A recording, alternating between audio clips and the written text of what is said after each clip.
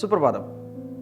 സമയം നഷ്ടപ്പെടുന്നുവെന്ന് പറയുന്നതിന് പകരം നമ്മൾ അത് എങ്ങനെ ഉപയോഗിക്കുന്നുവെന്ന് ചിന്തിച്ചിട്ടുണ്ടോ? എല്ലാവരും പറയാറുള്ളതാണ് സമയം കിട്ടിയില്ല, സമയത്തിന് ഓടി കാര്യങ്ങൾ തീർക്കാൻ പറ്റുന്നില്ല എന്നൊക്കെ. പക്ഷേ നമ്മൾ എപ്പോഴെങ്കിലും സമയം നിശ്ചയിച്ച് കാര്യങ്ങൾ ചെയ്തിട്ടുണ്ടോ? നമ്മൾക്ക് ഏറ്റവും കൂടുതൽ ആവശ്യമുള്ളതും എന്നാൽ ഏറ്റവും കൂടുതൽ നഷ്ടപ്പെടുത്തുന്നതും സമയമാണെന്ന് പ്രശസ്ത ഇംഗ്ലീഷ് സാഹിത്യകാരൻ വില്യം പെന്ന് പറഞ്ഞിട്ടുണ്ട്. ടൈം മാനേജ്മെൻറ്റ് എന്നത് ജീവിതത്തിൻ്റെ മാനേജ്മെൻ്റ് ആണെന്നാണ് ഇന്ത്യൻ വംശജനായ കനേഡിയൻ എഴുത്തുകാരനും ലീഡർഷിപ്പ് എക്സ്പേർട്ടുമായ റോബിൻ ശർമ്മ പറയുന്നത്. നമ്മുടെ സമയത്തെ കൃത്യമായി പ്ലാനിങ്ങോടുകൂടി ഉപയോഗിക്കാൻ ചില വഴികൾ പറഞ്ഞുതരാം. ഏറ്റവും ആദ്യത്തെ കാര്യം പ്രാധാന്യം നിശ്ചയിക്കുക എന്നതാണ്. ഓരോ ദിവസവും പല കാര്യങ്ങളും നമുക്ക് ചെയ്യാനുണ്ടാകും. ജോലി സ്ഥലത്തെ മീറ്റിംഗ്, റിപ്പോർട്ട് എഴുത്ത്, കുടുംബവുമായി പുറത്തു പോകൽ, കടയിൽ നിന്ന് സാധനങ്ങൾ വാങ്ങൽ, മെഡിക്കൽ സ്റ്റോറിൽ പോകൽ, ബാങ്കിൽ പോകൽ, രോഗിയെ സന്ദർശിക്കൽ, കല്യാണത്തിന് പോകൽ തുടങ്ങി നിരവധി കാര്യങ്ങൾ നിറഞ്ഞതാണ് നമ്മുടെ ഓരോ ദിനവും. സമയക്കുറവ് കാരണം ചെയ്യേണ്ട പലതും നമുക്ക് ചെയ്ത് പൂർത്തിയാക്കാൻ സാധിക്കാതെ വരാറുണ്ട്. പക്ഷേ ഇതിൽ ആദ്യം ചെയ്യേണ്ടത് ഏതെന്നനുസരിച്ച് ഒരു പ്രയോറിറ്റി ടൈം ടേബിൾ ഉണ്ടാക്കി ഒന്ന് ശ്രമിച്ചു നോക്കൂ. എന്നിട്ട് ഓരോന്നിനും ആവശ്യമായ സമയവും കൂടി എഴുതി നോക്കുക. കാര്യങ്ങൾ കഴിഞ്ഞിട്ടും നിങ്ങൾക്ക് സമയം ബാക്കിയാവുന്നത് കാണാം. രണ്ടാമത്തെ കാര്യം സൂക്ഷ്മമായ പ്ലാനിംഗ് ഉണ്ടാവുക എന്നതാണ്. ദിവസവും അല്ലെങ്കിൽ ആഴ്ചയിൽ ഒരു സമയം പ്രത്യേക പ്ലാൻ തയ്യാറാക്കാൻ മാറ്റിവെക്കണം.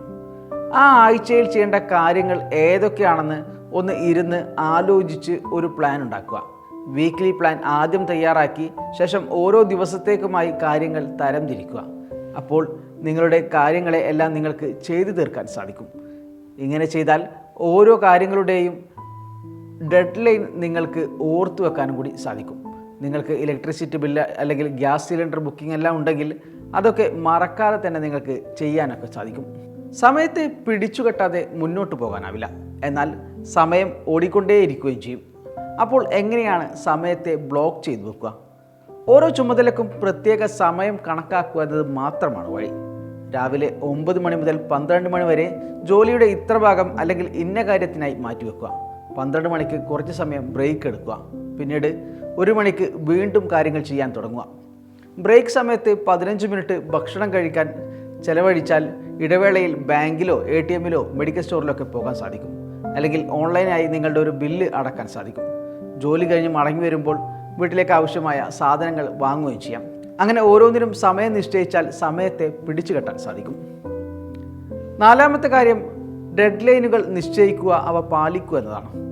ഒരു കാര്യം ചെയ്യാൻ തുടങ്ങുമ്പോൾ അത് ചെയ്തു തീർക്കാൻ എടുക്കേണ്ട പരമാവധി സമയം നിങ്ങൾ തന്നെ നിശ്ചയിക്കണം. ഒറ്റ ദിവസം കൊണ്ട് എല്ലാം ചെയ്തു തീർക്കാൻ പലപ്പോഴും സാധിക്കില്ല.